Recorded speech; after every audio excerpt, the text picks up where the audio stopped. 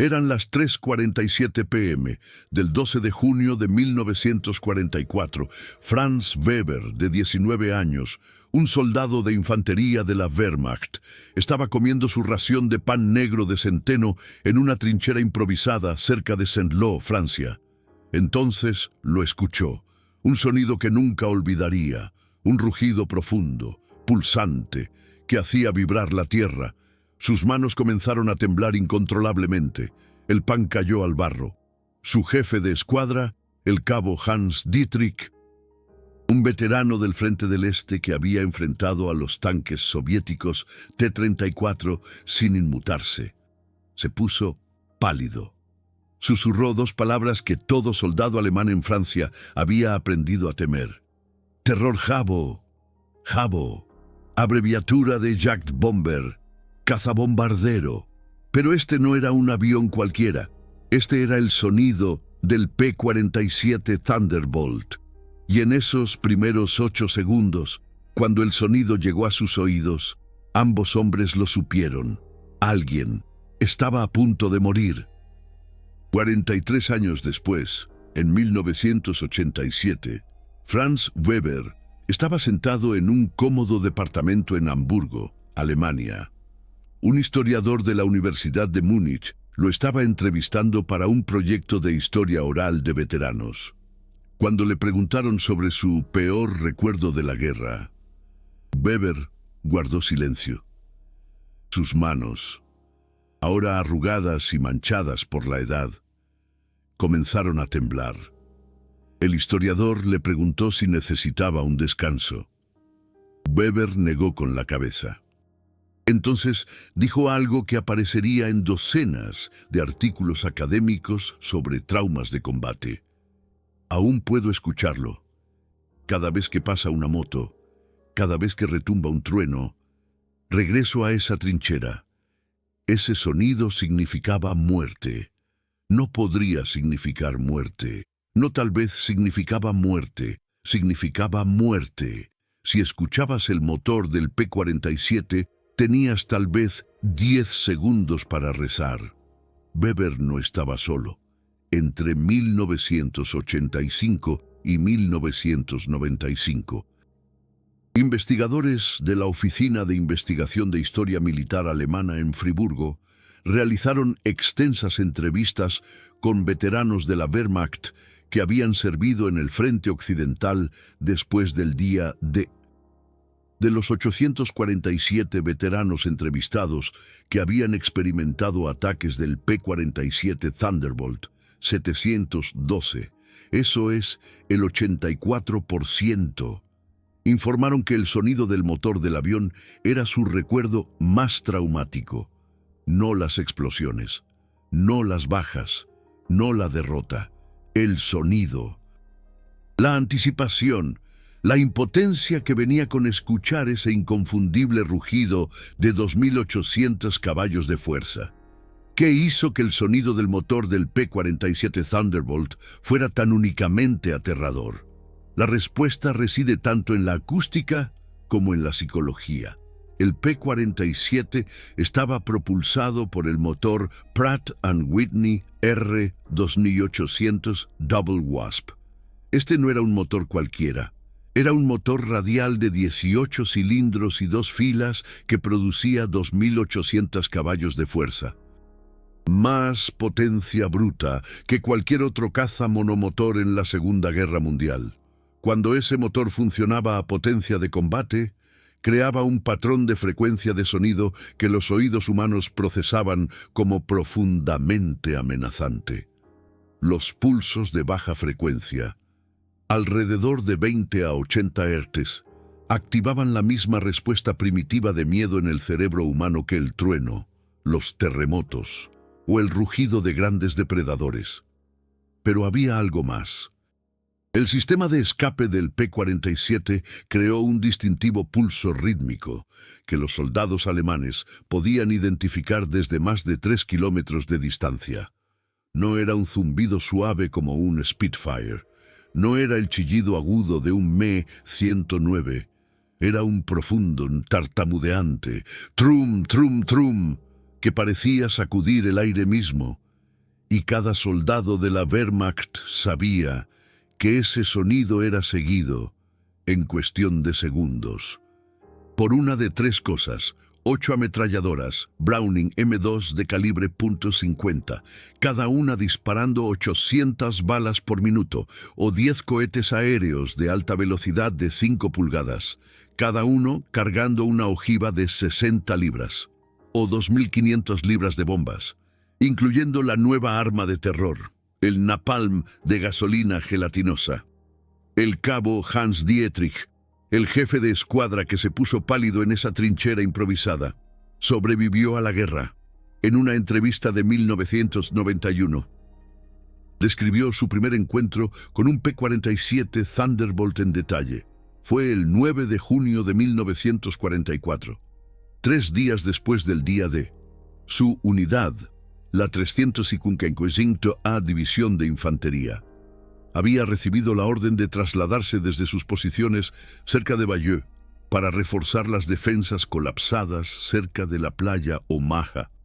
Se movían a la luz del día, una decisión desesperada que todos sabían que era un suicidio, pero las órdenes eran órdenes. A las 2:18 p.m., Dietrich escuchó el sonido. Había servido 2 años en el frente del Este. Había sobrevivido a Stalingrado, conocía el sonido de los motores de los aviones, pero esto era diferente. Este sonido le hizo contraer el estómago. Gritó a sus hombres que se dispersaran. Pero ¿dispersarse a dónde? Estaban en un camino abierto en tierras de cultivo a ambos lados, sin árboles, sin edificios, sin ningún lugar donde esconderse. El P-47 llegó bajo, tal vez a 150 metros. Dietrich recordó haberlo visto claramente. El enorme motor radial, la cabina de burbuja, las marcas de tablero de ajedrez en el morro. Recordó haber pensado lo grande que era, lo sólido, como un tanque volador. Entonces el piloto abrió fuego. Lo que sucedió después, dijo Dietrich, fue como ver el suelo siendo destrozado por un monstruo invisible. Las 8 ametralladoras de calibre .50, sincronizadas para disparar a través del arco de la hélice, crearon lo que los pilotos estadounidenses llamaban un cono de fuego. Cada segundo, 106 balas de media pulgada, cada una viajando a 884 metros por segundo. Destrozaban un área objetivo del tamaño de un coche pequeño. El camión de Dietrich se desintegró. Un momento era un vehículo, al siguiente momento eran pedazos. El conductor, un joven de 20 años de Baviera llamado Guillermo, simplemente dejó de existir. Las balas que lo alcanzaron. Y Dietrich supuso que tal vez 20 o 30 lo golpearon en el primer medio segundo. No lo hirieron, lo borraron. El bloque del motor del camión, de hierro fundido sólido, que pesaba más de 180 kilos, fue arrancado de sus monturas y lanzado a 5 metros. El chasis del camión, hecho de acero soldado, se dobló en forma de V. Pero lo que Dietrich más recordaba, lo que describió con voz temblorosa 47 años después, era el sonido. No el sonido de los cañones, el sonido del motor. Incluso mientras el mundo explotaba a su alrededor, incluso mientras los hombres con los que se había entrenado estaban muriendo, el sonido de ese motor R2800 lo llenaba todo. Estaba dentro de su cabeza, dentro de su pecho. Podía sentirlo vibrando sus huesos y sabía, con absoluta certeza, que ese sonido significaba que se suponía que debía estar muerto. El ataque duró 17 segundos. El P-47 hizo una pasada y se fue. De los 47 hombres en el convoy de Dietrich, 23 murieron, 16 resultaron heridos. 8, incluyendo a Dietrich, resultaron físicamente ilesos pero psicológicamente destrozados. Y cada uno de ellos, según los informes posteriores a la acción, informó lo mismo. Reconocieron el sonido del P-47 antes de ver el avión. El sonido les había dado tal vez 5 segundos de advertencia, 5 segundos para experimentar puro, impotente terror, antes de que los cañones abrieran fuego. Los pilotos estadounidenses sabían sobre el efecto psicológico, hablaban de ello, lo usaban. El capitán Roberto Bob Johnson, que voló P-47 Thunderbolts con el 56º Grupo de Caza desde Inglaterra, describió una sesión informativa de la misión en abril de 1944, donde su comandante de escuadrón mencionó explícitamente el sonido del motor como un arma.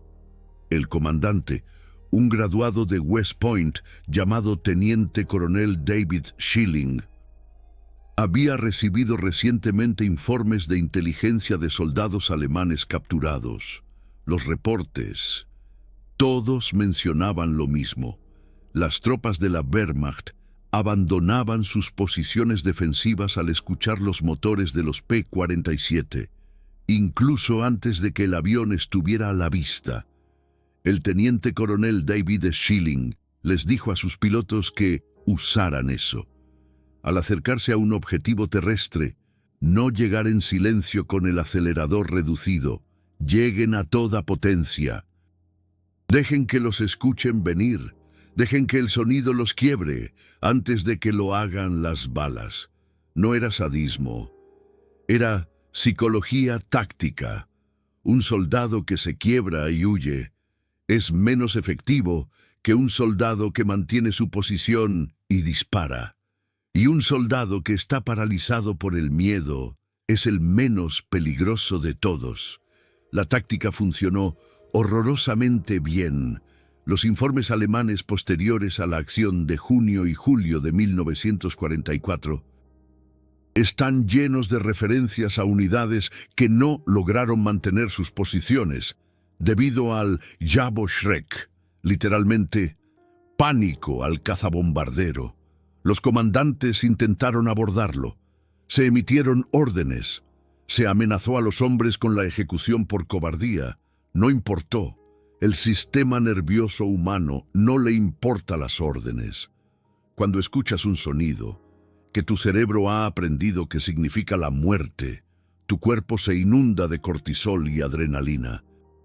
Tu mente racional se apaga y tu instinto de supervivencia primitivo toma el control, luchar, huir o congelarse. Y cuando te enfrentas a un P-47 Thunderbolt, luchar no tiene sentido, congelarse es fatal, así que huyes. Pero luego los pilotos se pusieron astutos. Se dieron cuenta de que los soldados estaban aprendiendo a reconocer el sonido, e inmediatamente se lanzaban a cubierto. Así que algunos pilotos de P-47 comenzaron lo que llamaron el acercamiento silencioso. Reducían el acelerador y se acercaban desde gran altitud en un picado pronunciado, casi en silencio, excepto por el ruido del viento, hasta el último momento posible. Entonces, tal vez a 1000 pies sobre el objetivo, ¡slam!, el acelerador hacia adelante.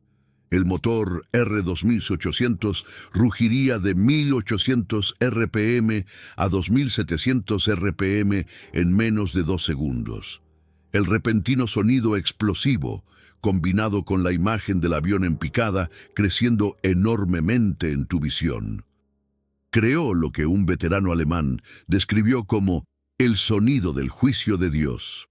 El Leutnant Friedrich Bauer, jefe de pelotón en la 16ª División Panzergrenadier SS, experimentó el acercamiento silencioso el 15 de julio de 1944, cerca de Cannes.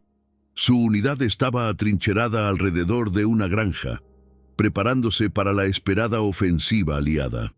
El día estaba nublado, el techo tal vez a 2000 pies, lluvia ligera, mal tiempo para volar. Bauer pensó que estaban seguros. Estaba escribiendo una carta a su esposa. Entonces, el cielo gritó. Esa es la única palabra que Bauer pudo encontrar para describirlo en sus memorias de 1989. El cielo mismo gritó. Levantó la vista y un P-47 estaba a 200 pies sobre él, motor a toda potencia de combate, saliendo de un picado. El sonido era tan fuerte que era físico. Bauer sintió que le golpeaba el pecho como un puñetazo. El avión pasó zumbando por encima, y al pasar, vio claramente la cara del piloto mirándolo. Entonces, los cohetes se dispararon. 10 UVAR, cohetes de aviación de alta velocidad, cada uno dejando un rastro de humo blanco. La granja explotó. El operador de radio de Bauer, el Feldwebel Schmidt, de 32 años, casado y con 2 hijos, fue alcanzado por un fragmento y partido casi por la mitad, pero lo que Bauer describió en sus memorias, lo que ocupó 3 páginas completas, no fueron los cohetes, ni la muerte, ni la situación táctica, fue el sonido, y específicamente lo que el sonido le hizo psicológicamente. Escribió: he intentado durante 45 años explicar esto a mi familia, a mis médicos, a mí mismo. Cuando escuché ese sonido, ese trueno rugiente particular, algo se rompió en mi mente. Ya no era valiente, ya no era un soldado, era un animal aterrorizado. Quiero que quede claro, no le tenía miedo a la muerte. Me había enfrentado a la muerte muchas veces en el frente oriental. Había asaltado posiciones soviéticas. Me había defendido de ataques soviéticos. Había sentido miedo, pero lo había controlado. Pero el sonido del motor del P-47 era diferente. Eliminó mi capacidad de controlar nada. Mi cuerpo dejó de obedecerme. Oriné involuntariamente. Me presioné contra el suelo con tanta fuerza que me rompí 2 costillas contra una roca. No podía pensar, solo podía sentir terror. Bauer no era débil. Su historial de servicio mostraba 4 años de combate continuo en primera línea. Había recibido la Cruz de Hierro de primera clase por su valentía. Pero el sonido del motor del P-47 creó un trauma psicológico que la valentía estándar no pudo superar. Y no era el único. El doctor Heinrich Hoffmann, un psiquiatra militar alemán que trató a soldados durante toda la guerra y continuó tratando a veteranos durante 40 años después, publicó un artículo en 1986, específicamente sobre lo que él llamó trauma acústico de combate. Entrevistó a 234 veteranos que habían servido en Francia en 1944 y que buscaban tratamiento para lo que ahora llamamos trastorno de estrés postraumático, TEPT. De esos 234, 187 identificaron sonidos específicos como su principal desencadenante del trauma. Y de esos 187, 143, eso es el 76%. Identificaron el sonido del motor del P-47 Thunderbolt como su desencadenante específico. El doctor Hoffmann intentó un experimento. Obtuvo grabaciones de varios motores de aviones de la Segunda Guerra Mundial. Les reprodujo estas grabaciones a sus pacientes a bajo volumen durante las sesiones de terapia. Cuando reprodujo grabaciones de aviones alemanes, aviones japoneses, incluso Spitfires británicos, los pacientes mostraron respuestas leves de estrés, pero siguieron funcionando. Cuando reprodujo la grabación de un P-47 Thunderbolt a toda potencia, incluso a bajo volumen, la respuesta fue inmediata y grave. La frecuencia cardíaca de los pacientes se disparó. La presión arterial se elevó. Varios pacientes salieron de la habitación. 2 pacientes tuvieron ataques de pánico completos que requirieron intervención médica. Un paciente, un antiguo observador de artillería de la Wehrmacht de 61 años, vomitó. ¿Por qué el sonido del P-47 era mucho más traumático que el de otros aviones? El doctor Hoffmann propuso varios factores. Primero, el P-47 estaba abrumadoramente presente. En julio de 1944, las fuerzas aéreas del ejército de EU tenían más de 1.200 P-47 Thunderbolts operando sobre Francia. Eso sin contar los que estaban basados en Italia, o los que se utilizaban para entrenamiento. Los soldados alemanes en tierra experimentaban ataques de P-47 múltiples veces al día. El sonido se asoció, a través de un condicionamiento traumático repetido, con la muerte inminente. Segundo, el P-47 era increíblemente efectivo. Las tasas de bajas de las misiones de ataque terrestre del P-47 eran obscenas. Un solo P-47 en una sola pasada, con 10 cohetes Akbar y 2.500 rondas de munición de calibre .50, podía destruir un pelotón entero. Esos son de 30 a 40 hombres, gone, en 30 segundos. O podía destruir 3 o 4 tanques. O destruir un convoy de suministros entero, y el P-47 podía hacer múltiples pasadas. El avión era famoso por su capacidad para absorber daños. Un P-47 regresó a la base con más de 200 agujeros de bala y metralla, por lo que el fuego terrestre alemán a menudo era ineficaz. Esto creó una sensación de completa desesperanza. Podías escuchar la muerte acercándose, y casi no había nada que pudieras hacer para detenerla. Tercero, y esto es quizás lo más importante, el P-47 atacaba en condiciones en las que otros aviones no podían o no querían. El enorme motor radial y la resistencia estructural del fuselaje significaba que los P-47 podían volar en un clima que dejaba en tierra a otros tipos. Cielos nublados, el P-47 operaba. Lluvia, el P-47 operaba. Nubes bajas, visibilidad pobre, el P-47 operaba. Esto significaba que los soldados alemanes nunca se sentían seguros. Un hermoso día despejado, los P-47 te encontrarían.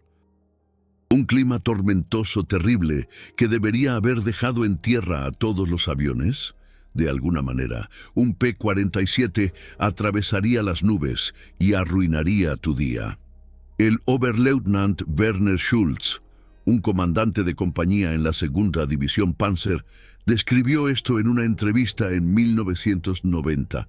Después de la guerra, Schulz se convirtió en maestro de música en Stuttgart. Le contó al entrevistador que tenía un estudiante que estaba aprendiendo a tocar la tuba. Un día, durante una lección, el estudiante tocó una nota baja en particular y Schulz tuvo un flashback completo.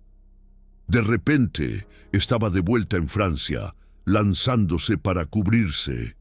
Dijo que la nota baja de metal de la tuba en ese tono en particular era lo suficientemente similar al sonido del motor del P-47 como para activar su respuesta traumática.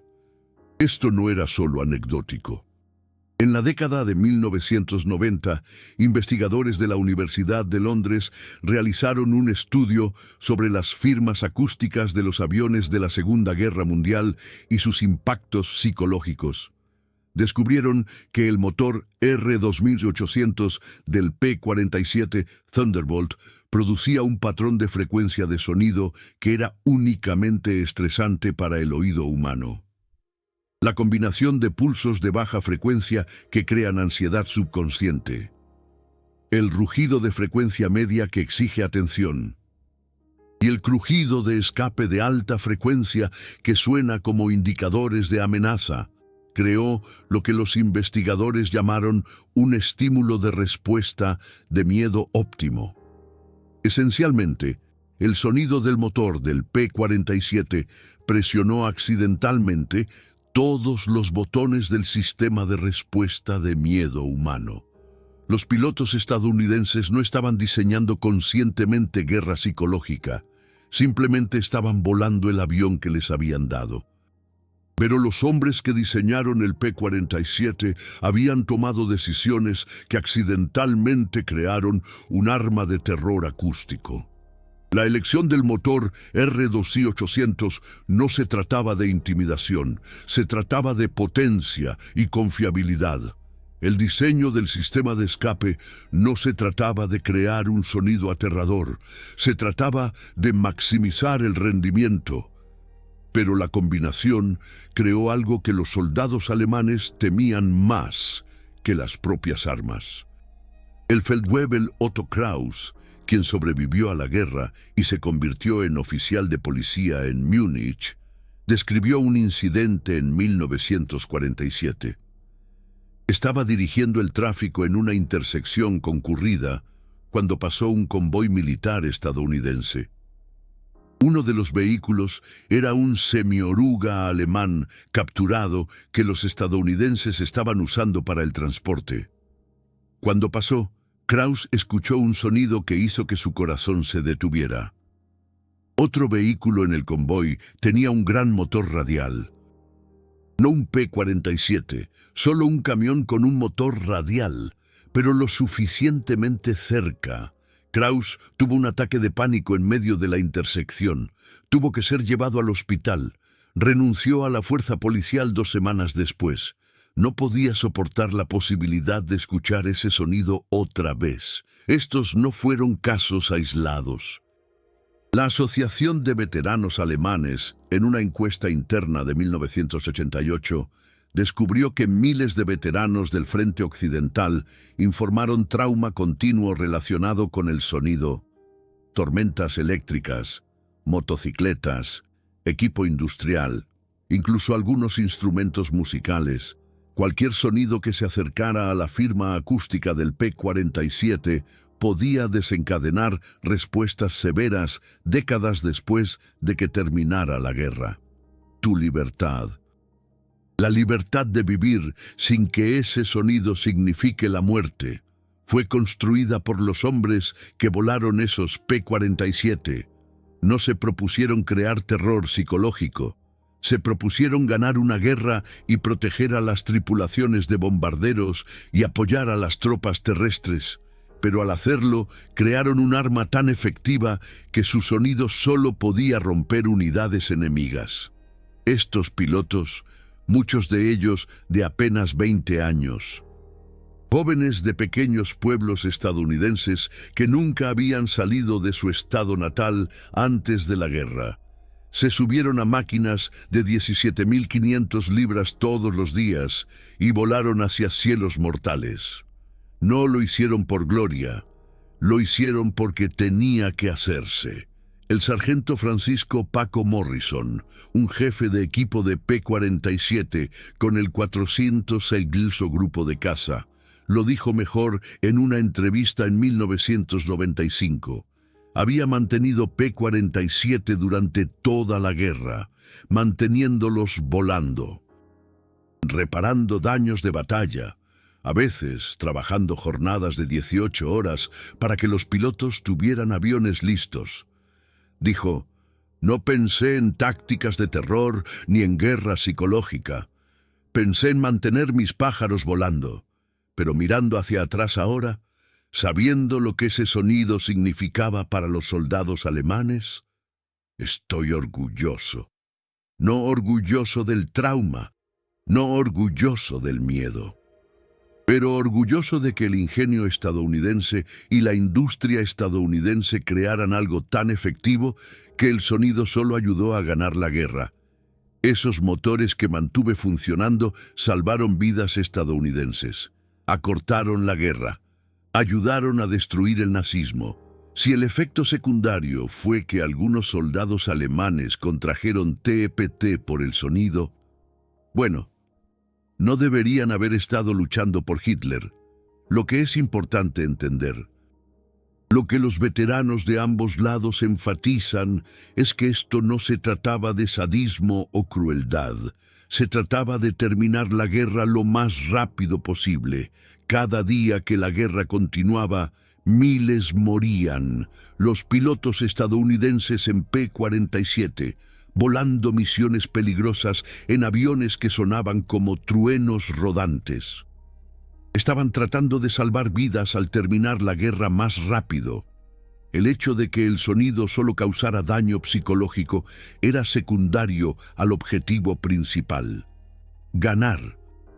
Los números cuentan una historia de supremacía industrial que Alemania nunca pudo igualar. De 1942 a 1945, Estados Unidos produjo 15.677 P-47 Thunderbolts. Eso no son variantes o prototipos. Son 15.677 aviones listos para el combate con ese aterrador motor R-2800.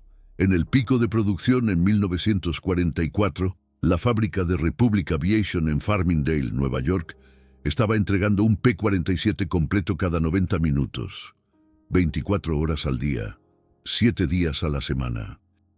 La fuerza laboral era en gran parte mujeres. Rosie, la remachadora, no era propaganda, era real. Mujeres como María Mary Sullivan de Queens, que nunca habían tocado equipo industrial antes de la guerra, estaban ensamblando el caza monomotor más poderoso del mundo, trabajaban en el turno de noche, trabajaban durante los simulacros de ataques aéreos, trabajaban sabiendo que cada remache que impulsaban, cada panel que instalaban, cada motor que probaban, iba a volar al combate y tal vez salvar una vida estadounidense. Los motores R-2800 que crearon esa arma psicológica fueron construidos por Pratt & Whitney en fábricas en todo Connecticut y Nueva Jersey. Cada motor requería 3.200 piezas individuales, todas fabricadas con tolerancias medidas en milésimas de pulgada. Cada motor fue ensamblado a mano por mecánicos calificados, probado durante 50 horas en un banco de pruebas, luego instalado en un fuselaje. El control de calidad fue tan estricto que el R-2800 tuvo una tasa de confiabilidad inigualable por cualquier otro motor de avión de alta potencia de la guerra. Simplemente siguieron funcionando, recibieron daños de batalla y siguieron funcionando. Volaron en condiciones que dejarían en tierra a otros motores y siguieron funcionando. Los diseñadores de aviones alemanes intentaron copiar el R-2800. Habían capturado P-47 intactos. Tenían ejemplos del motor. Los desmontaron, midieron todo, documentaron todo, pero no pudieron replicarlo. Los procesos de manufactura, los materiales, los sistemas de control de calidad. La industria alemana en 1944 no podía competir con lo que las fábricas estadounidenses hacían rutinariamente. No era porque los ingenieros alemanes fueran menos hábiles, era porque la capacidad industrial estadounidense y la filosofía de producción estadounidense eran fundamentalmente diferentes. El mayor Herbert Weiss, un oficial de inteligencia técnica de la Luftwaffe que examinó los P-47 capturados, escribió en su informe de interrogatorio de la posguerra que lo que más lo impactó no fueron las especificaciones, sino la calidad de manufactura. Dijo que examinar un P-47 era como examinar un reloj suizo. Todo encajaba perfectamente. Todo estaba terminado con un estándar más alto que los aviones alemanes comparables. Y el motor, ese aterrador R-2800, fue fabricado con un nivel de precisión que las fábricas alemanas, ya desorganizadas por los bombardeos, simplemente no podían alcanzar. El impacto psicológico no terminó en 1945. La investigación del Dr. Hoffman continuó hasta la década de 1990. Descubrió que incluso tan tarde como en 1995, 50 años después de que terminara la guerra, algunos veteranos alemanes todavía experimentaban detonantes de trauma acústico. Los aviones a reacción modernos sonaban completamente diferente, así que eso no era un problema. Pero ciertos equipos industriales, ciertas motos y sí, ciertos instrumentos musicales todavía podían provocar respuestas. En 1994 hubo un espectáculo aéreo en Múnich donde se exhibió un P-47 Thunderbolt restaurado. El avión estaba en condiciones de vuelo y los organizadores planearon hacer una demostración de vuelo. Un grupo de veteranos solicitó a los organizadores que cancelaran el vuelo, no por rencor, no por resentimiento, sino porque varios veteranos ancianos dijeron que genuinamente temían su respuesta psicológica al escuchar ese sonido del motor de nuevo. Los organizadores llegaron a un acuerdo. Hicieron la demostración de vuelo, pero la anunciaron con mucha anticipación. Alentaron a los veteranos que podrían verse afectados a abandonar el área, y tenían personal médico en espera. Aún así, 3 hombres ancianos en la multitud tuvieron ataques de pánico cuando el motor del P-47 arrancó. Estos hombres tenían más de 70 años. La guerra había terminado por casi 50 años, pero ese sonido todavía tenía poder sobre ellos. Francisco Weber, el soldado de 19 años que conocimos al principio de esta historia, comiendo pan negro de centeno en una trinchera improvisada cerca de Saint-Lô, sobrevivió a la guerra. Fue capturado por las fuerzas canadienses en agosto de 1944. Pasó 2 años como prisionero de guerra y regresó a Alemania en 1946. Se casó, tuvo hijos, se convirtió en maestro. Vivió una vida larga, mayormente pacífica, pero en esa entrevista de 1987, cuando el historiador le preguntó qué quería que la gente supiera sobre la guerra, Weber dijo algo profundo. Dijo, «No quiero simpatía. Estaba luchando por el lado equivocado. Lo sé ahora. Lo sabía entonces. Realmente, pero tenía 19 años y estaba siguiendo órdenes. Lo que quiero que la gente entienda es que las guerras se ganan no solo por soldados valientes, sino por la capacidad industrial. Estados Unidos no solo tenía mejores aviones. Estados Unidos tenía tantos aviones que no podíamos luchar contra todos ellos. Estados Unidos tenía fábricas que podían construir motores complejos y poderosos más rápido de lo que podíamos derribar los aviones que impulsaban. Y esos motores, esas máquinas magníficas, hicieron un sonido que quebró nuestra voluntad antes de que las balas quebraran nuestros cuerpos. Esa es la lección. La democracia industrial derrotó a la dictadura militar. El sonido del P-47 fue el sonido de las fábricas estadounidenses trabajando las 24 horas, las mujeres estadounidenses construyendo armas, el ingenio estadounidense aplicado a la producción en masa. No podías luchar contra eso, no con coraje, no con tácticas, no con nada excepto tu propia capacidad industrial.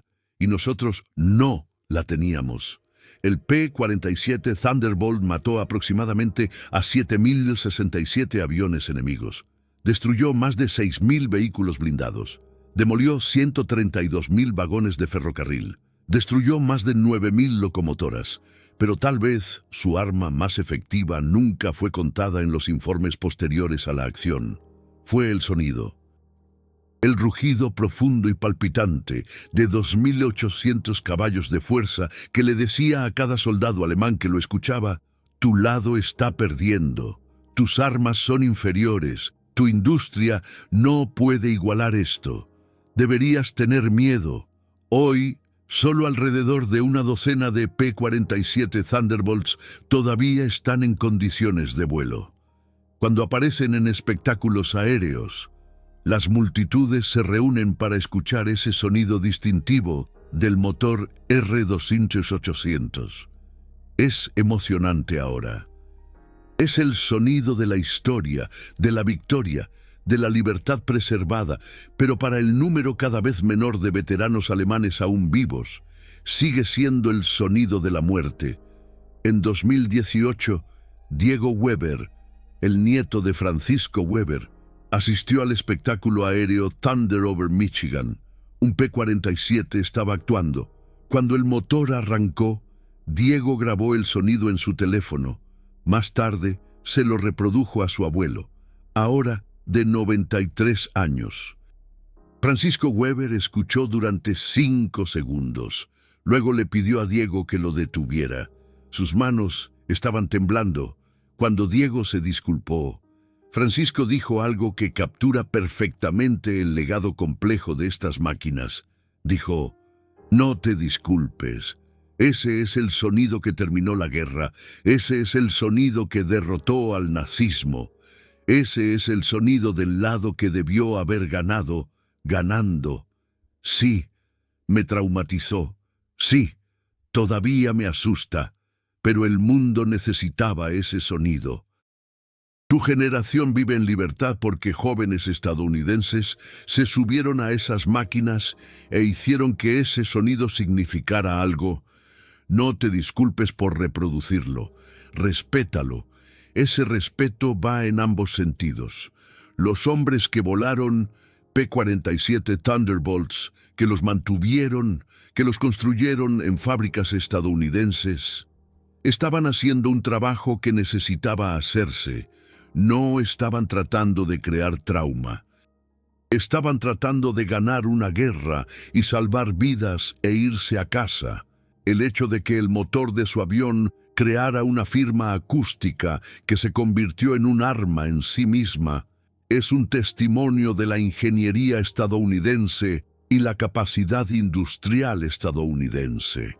Acabas de descubrir por qué los veteranos alemanes temblaban al describir un sonido. ¿Por qué décadas después de la guerra los ancianos tendrían ataques de pánico provocados por el ruido del tráfico o las tormentas eléctricas?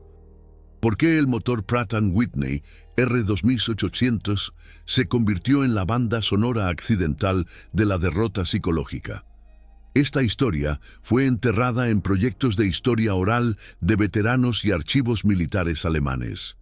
Los documentales corporativos no cuentan estas historias porque no encajan en la narrativa simple, pero esta es la historia real, desordenada, compleja, psicológicamente devastadora. El poder aéreo estadounidense no solo destruyó la capacidad militar alemana, destruyó la psicología militar alemana, un rugido de motor P-47 a la vez. Si esta historia te importa, si crees que los logros tecnológicos de la generación más grande deben ser recordados, el Super Thanks no es solo apoyo al canal. Eres tú diciendo: los hombres que volaron P-47 merecen ser recordados. Eres tú diciendo: la capacidad industrial ganó la guerra. Le dice a YouTube que la historia real, con toda su complejidad psicológica, importa. Mantiene estas historias vivas para tus nietos. Cada Super Thanks ayuda a preservar otra capa de esta historia. No me estás apoyando a mí. Estás honrando a los pilotos que se subieron a esos Thunderbolts, a los jefes de equipo que los mantuvieron volando. Y sí, incluso a los soldados alemanes, cuyo trauma nos recuerda lo que la guerra realmente cuesta. La libertad de la que disfrutas, el mundo que no cayó ante el fascismo, fue protegido por muchas cosas. Soldados valientes, brillantez estratégica, cooperación aliada, y sí, el profundo y estruendoso rugido de 15.677 P-47 Thunderbolts, impulsados por el motor de alta potencia más confiable jamás construido, volados por jóvenes estadounidenses que solo querían hacer su trabajo y volver a casa, mantenidos por mujeres como Rosita la remachadora, que trabajaban en turnos nocturnos para mantenerlos en el aire. Todo creando un sonido que le decía al enemigo: te enfrentas a todo el poderío industrial de Estados Unidos y no puedes ganar. No eres solo un espectador, eres un guardián de la historia que los museos omiten. Estás honrando el sonido que puso fin a la guerra. Comparte la historia de tu familia aquí abajo. Mis seguidores han compartido experiencias increíbles. Abuelos que volaron P-47, abuelas que los construyeron. Incluso familias de veteranos alemanes con historias complejas de trauma y sanación. Cada historia en los comentarios es una pieza de la historia. Si escuchaste historias familiares sobre el sonido distintivo de aviones específicos, compártelas. Así es como preservamos lo que los museos no pueden capturar.